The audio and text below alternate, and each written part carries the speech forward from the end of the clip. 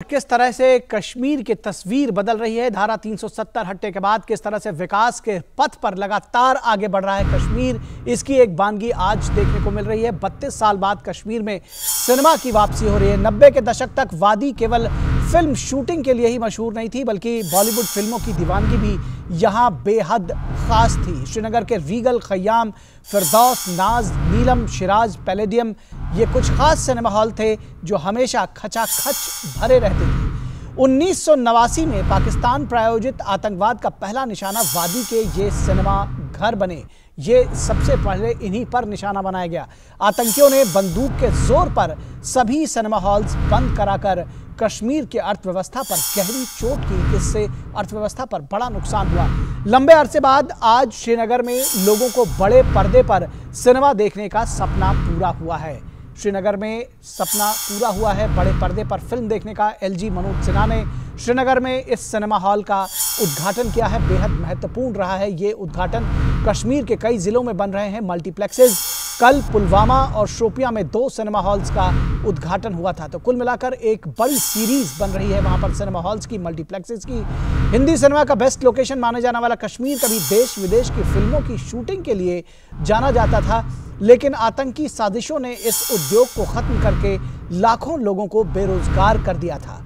अब ये बेरोजगारी भी दूर हो रही है और लोगों के सपने भी सच हो रहे हैं। आतंकवाद और धार्मिक कट्टरता की वजह से कश्मीर में टूरिज्म को लगा था धक्का, तो बंद हो गई थी सिनेमा की गतिविधियां। और अब आर्टिकल 370 हटने के बाद बदले हालात में कई शहरों में मल्टीप्लेक्सेस का हो रहा है निर्माण। कई लोगों ने इस व्यवसाय में किया है निवेश। तकरीबन करीब 3 दशक के बाद कश्मीर में सिनेमा की फिर से वापसी हो रही है। ये एक बड़ी खबर है कश्मीर से। अब आर्टिकल 370 हटने के बाद बदले हालात में कई शहरों में मल्टीप्लेक्सेस का निर्माण हो रहा है और ये एक बड़ी खबर है। इस मौके पर उपराज्यपाल मनोज सिन्हा ने क्या कुछ कहा, आइए सबसे पहले उनको सुनते हैं। अलग अलग प्रकार से व्यक्त किया जा सकता है और इसलिए मैं समझता हूं कि विज्ञान अगर खोज है तो कला उसकी अभिव्यक्ति है। सिनेमा के इन्वेंशन के पहले दास्तान गोई किताबों के माध्यम से लोग नई नई कहानियों और नई नई जगहों के बारे में, नई संस्कृतियों के बारे में सुनते थे। यह समझना जरूरी है कि वो सिर्फ कहानियां नहीं सुनते थे, बल्कि शब्दों को सुनकर वो अपने दिमाग में एक चित्र बनाते थे, एक कल्पना करते थे, इमेजिन करते थे। और आइए सुनते हैं कि आम लोगों का क्या कुछ कहना है कश्मीर में जब सिनेमा घर खुलते हैं। तो एक तो थिएटर खुलेगा, एक सिनेमा खुलेगा, दूसरा यह है कि मल्टीप्लेक्स खुलेगा, जो कि इस वक्त जम्मू कश्मीर में मुल्क का तीसरा चौथा ही ब्रांच है जिस लेवल का यह ब्रांच खुलने जा रहा है। और इसका इंटेंशन यह है कि कश्मीर घाटी में गुज़श्ता 32 वर्षों के दौरान जो थिएटर सिनेमा क्लोज कर दिए गए हैं, उसकी वापसी इस मिनी थिएटर से शुरुआत की जा सकती है। और हमारे संपादकीय सलाहकार विनोद मिश्रा इस पूरी खबर पर बातचीत करने के लिए हमारे साथ जुड़े हुए हैं। विनोद मिश्रा, सिनेमा घरों का खुलना कितनी बड़ी घटना कश्मीर के लिए, किस तरह से इसका विस्तार देंगे आप, इसको किस तरह से इसका विश्लेषण करेंगे?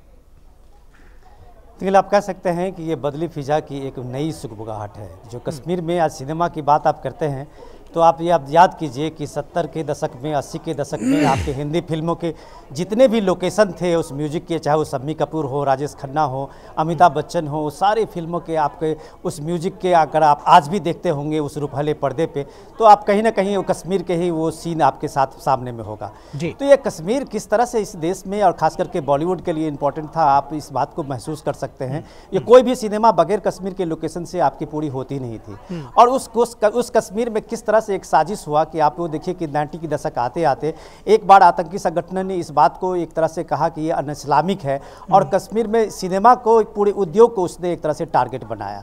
और उसको उद्योग को टारगेट बनाने के हिसाब से देखिए कि श्रीनगर में कम से कम दर्जन से ज़्यादा सिनेमा हॉल थे जो आप अपनी रिपोर्ट में सबका नाम बताए थे। अब आप देखिए वहाँ के जो टूरिस्ट जाते थे, लोकल थे, उनके लिए सिनेमा एक बहुत इंपॉर्टेंट होता था। कश्मीर में आप डल लेक के लोकेशन में वो सिनेमा रीगल, इस तरह के कई अच्छे अच्छे सिनेमा हॉल जो थे वहाँ पे वो कश्मीर के जो खूबसूरती है उसमें एक और चार चांद लगाता था जी। तो उसके हालत में अब हुआ क्या कि उसने जैसे ही मिलिटेंट आउटफिट ने वहाँ जैसे इसको जो पाकिस्तानी स्पॉन्सर टेररिस्ट थे उसका वो आया वो दौर, तो उस दौर में आते ही उसने सबसे पहले सिनेमा हॉल को बंद कर दिया। उस सिनेमा हॉल के बाद आप देखिए कि ये साहस क्यों नहीं हुआ कि इतनी सरकारें आई, फारूक अब्दुल्ला की सरकारें आई, महबूबा की सरकारें आई, कई सरकारें आई, लेकिन उसने उस सिनेमा हॉल को खोलने की किसी ने हिमाकत नहीं की। लेकिन ये प्रोसेस कब से शुरू हुआ कि इसको मैं इंटरेस्टिंग एक उसके बैकग्राउंड बताता हूँ निखिल, कि जब पहले 2019 की बात है लगभग कि वहाँ पे क्राउन प्रिंस ने सऊदी अरबिया में जब एक तरह से एक नई उन्होंने एक पहल की और उन्होंने कहा कि सऊदी अरबिया में जो सिनेमा हॉल और इन सारी चीज़ों को बंद किया गया है उसमें एक नई शुरुआत करते हुए उन्होंने सऊदी अरबिया में एक दरवाज़ा खोला, एक विंडो खोलते हुए वहाँ इंटरटेनमेंट के लिए भी काफ़ी लोगों को मौका मिला, वो सिनेमा हॉल देखने में जाने लगे, अपनी रुचि दिखाने लगे। तो यही चीज़ आते आते 2019 में एक प्रक्रिया शुरू हुई कि भाई क्यों नहीं यहाँ भी सिनेमा हॉल खुले, जब सऊदी अरबिया में खोलने की बात कही जा रही है तो कश्मीर में क्यों नहीं। तो अब यह जब यह सिनेमा हॉल खुला तो अब खोलने की बात हुई तो हुर्रियत ने सबसे पहले इसका विरोध किया था। सारे जितने मिलिटेंट आउटफिट के साथ पोस्टर लगे और हुर्रियत के लोगों ने इस बात को कहा कि हम डे फर्स्ट से कह रहे हैं कि कश्मीर की जो फिजा है उसके कश्मीर की जो अपना सामाजिक एक ये बना हुआ है ताना बना उसको इस सिनेमा आते हुए बिगाड़ देगा। एक नैरेटिव बना गया और इस नैरेटिव के कारण फिर किसी सरकार ने हिम्मत नहीं की।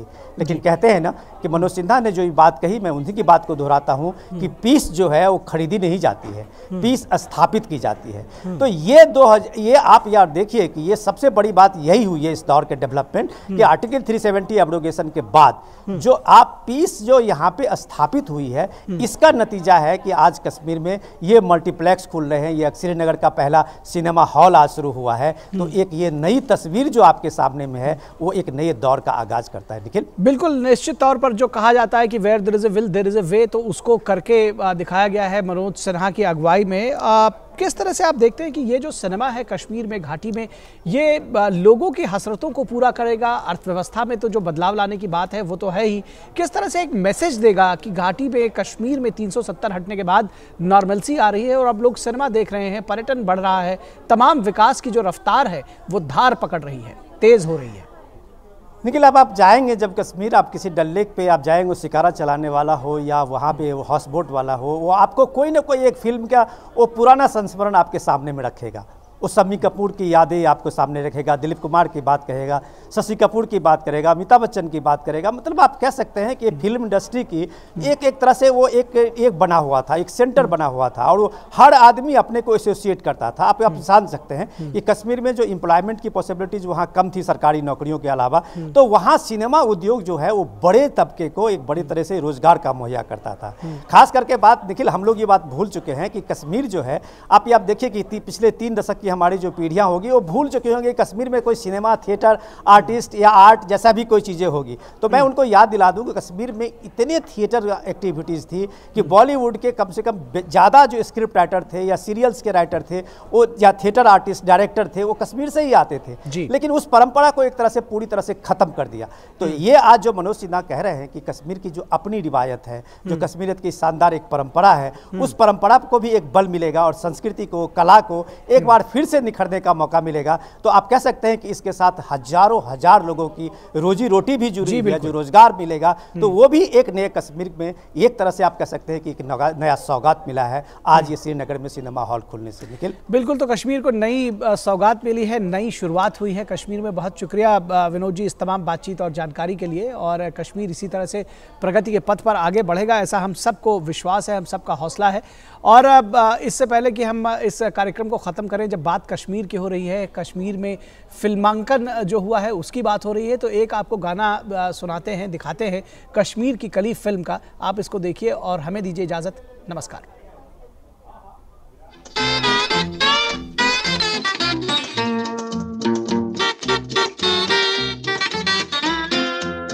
ये चांद सा रोशन चेहरा, जुल्फों का रंग सुनहरा, ये झील सी नीली आंखें, कोई राज है इनमें गहरा। तारीफ करूं क्या